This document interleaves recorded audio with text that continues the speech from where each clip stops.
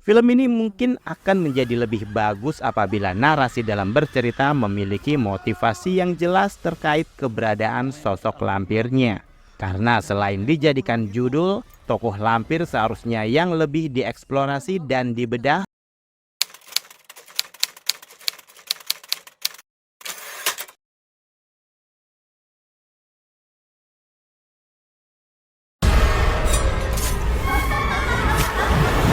Salam sinema, sahabat sinemalogi. Lampir adalah film horor yang disutradarai Kenny Ghoulardi. Film ini dibintangi Jolene Mary, Rory Ashari, Gandhi Fernando, G. Pamungkas, Ardina Rasti, Hana Saraswati, Sheila Salsabila, dan lain-lain.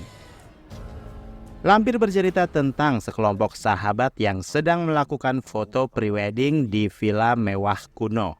Sial, mereka malah terjebak di sarang keramat titisan lampir yang konon bernafsu menjadi perempuan tercantik dan abadi. Niat hati ingin mendapatkan manfaat dari healing, nyatanya mereka semua harus berhadapan dengan sosok menyeramkan yang mengincar kecantikan sebagai simbol keabadian. Kalian bisa membantu kami dengan klik tombol Super Thanks di bawah video. Kami akan sangat berterima kasih atas berapapun nominal saweran yang kami terima. Dari judul film ini, bayangan saya langsung tertuju pada sosok ikonik Mak Lampir yang dimainkan oleh Farida Pasa. Namun gambaran itu pupus karena setelah menonton, film ini hanya meminjam nama lampir saja. Karena tak ada satupun keterkaitan cerita yang nyambung atau memiliki korelasi dengan sosok Mak Lampir, musuh bebuyutan sembara itu. Sang sutradara Kenny Ghoulardi merombak kisah Mak Lampir menjadi sosok yang malah kehilangan karakter dan identitas. Walau sudah dijelaskan antagonis di film ini adalah lampir, entitas gaib yang menyusup pada tubuh perempuan cantik sebagai inangnya, tetap saja backstory dari lampir kurang kuat. Di awal film kita disuguhi adegan yang malah kurang bisa memberi aba-aba bahwa sosok lampir itu seperti apa.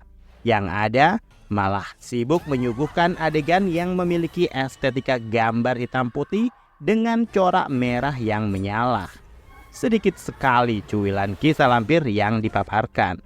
Tambah kesal lagi karena film lebih fokus pada Gandhi Fernando yang sebenarnya nggak perlu digambarkan detail. Toh penonton juga sudah tahu bahwa akhirnya para pemain di film ini bakal mati satu per satu.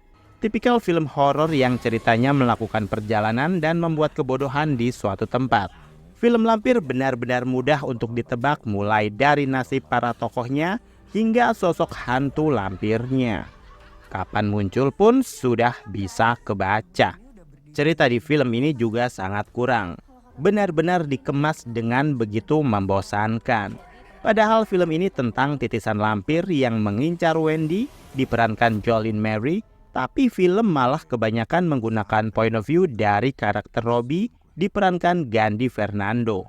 Alhasil, kita sebagai penonton malah kurang begitu dekat dan kurang mengenal baik dengan sosok Wendy. Bahkan karakter Agnes yang diperankan Ardina Rasti pun juga mendapat porsi seadanya. Dan Lampir ini adalah film Ardina Rasti yang lumayan aktingnya setelah film Virgin yang rilis 20 tahun lalu. Film ini mungkin akan menjadi lebih bagus apabila narasi dalam bercerita memiliki motivasi yang jelas terkait keberadaan sosok lampirnya. Karena selain dijadikan judul, tokoh lampir seharusnya yang lebih dieksplorasi dan dibedah sehingga kita sebagai penonton akan banyak menemui berbagai misteri di dalamnya. Termasuk alasannya untuk berburu inang setiap 10 tahun sekali. Kenapa harus 10 tahun? Kenapa harus yang cantik? Kenapa harus masuk ke dalam alam mimpi? Dan lain-lain. Film ini seakan dipangkas brutal beberapa komponen ceritanya. Sehingga hanya menyisakan aksi heroik para pemuda bodoh yang mencoba bertahan hidup dari kebodohan yang mereka lakukan. Padahal dari pertengahan film sudah dijelaskan, siapapun yang tersisa pasti bakalan dimakan sama lampir. karena lampir memang hanya akan menggunakan satu orang yang tersisa untuk dijadikan inangnya.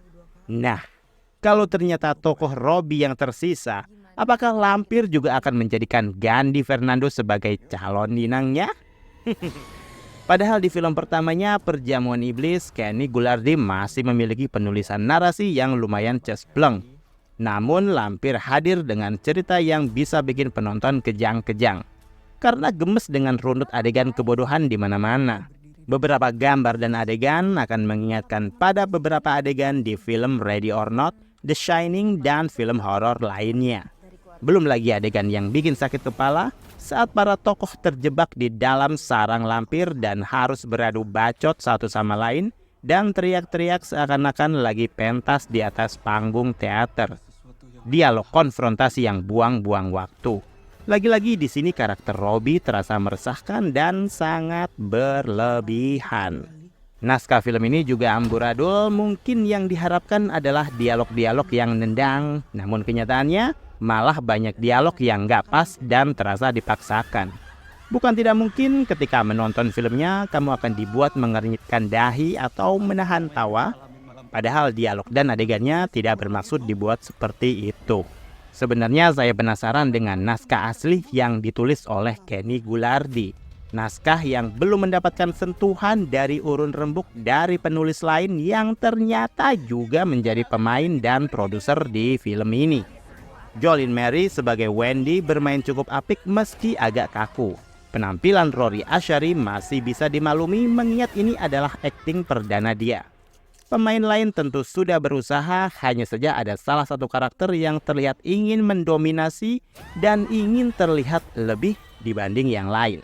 Sangat disayangkan. Pada akhirnya saya mengakui kalau kualitas lampir masih jauh dari Perjamuan Iblis.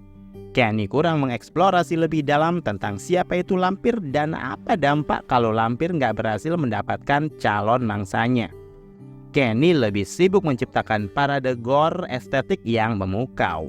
Tapi lupa bahwa harus ada dasar cerita yang kuat untuk bisa menghipnotis penonton. Bahwa lampir bukan film horor biasa.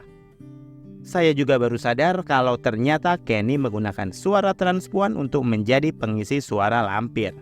Lumayan bikin shock karena hasilnya cukup menyeramkan juga. Demikian video reaksi dari film Lampir yang tayang di bioskop. Silakan like, komen, dan subscribe kanal ini. Cek juga akun-akun media sosial Sinemalogi.